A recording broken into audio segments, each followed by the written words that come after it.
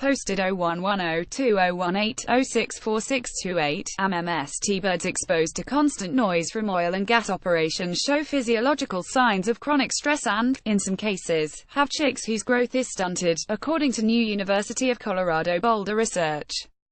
The study, published Monday in the Proceedings of the National Academy of Sciences (PNAS), also found that western bluebirds, which tend to gravitate toward noisy environments, lay fewer eggs that hatch when they nest there. In what we consider to be the most integrated study of the effects of noise pollution on birds to date, we found that it can significantly impact both their stress hormones and their fitness, said lead author Nathan Kleist, who conducted the research while at CU Boulder and graduated with a PhD in evolutionary biology in May.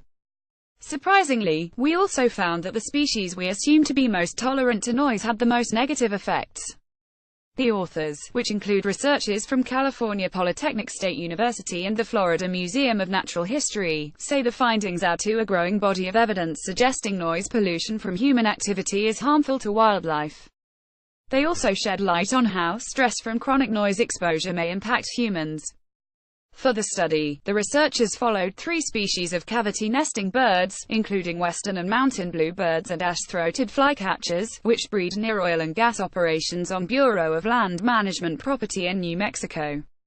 Kleist and his team erected 240 nest boxes on 12 pairs of sites. For 3 breedings, the team took blood samples from adult females and their offspring and assessed hatching success, nestling body size and feather length. Across all species and life stages, the birds nesting in areas with more noise had lower baseline levels of a key stress hormone called corticosterone. You might assume this means they are not stressed.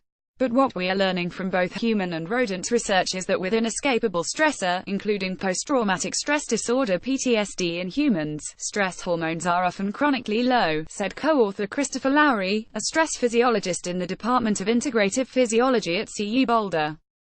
He notes that when the fight-or-flight response is constantly revved, the body sometimes adapts to save energy and can become sensitized.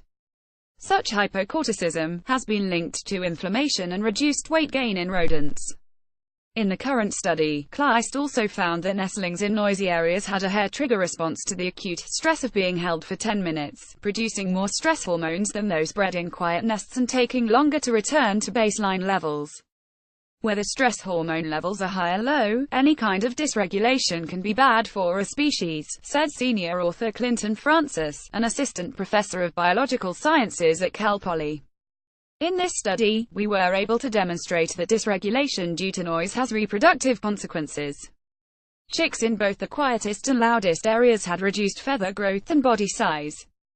The researchers hypothesize that adults in the quietest areas are exposed to more predators, so have less time to forage for young. Meanwhile, in the loudest areas, the machinery noise masks calls from other birds a signal of whether predators are present, stressing moms and nestlings. If you were trying to talk to your friends and your children and you were always at a loud party, you would get worn out, said Kleist, who likens the sound of an oil and gas compressor to the drone of a highway.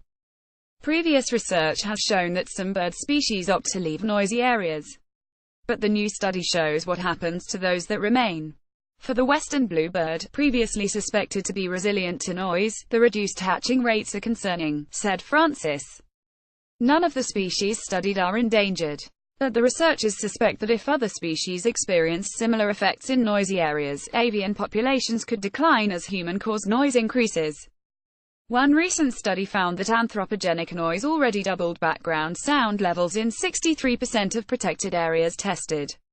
There is starting to be more evidence that noise pollution should be included, in addition to all the other drivers of habitat degradation, when crafting plans to protect areas for wildlife, said Kleist, now a visiting professor at State University of New York. Our study adds weight to that argument.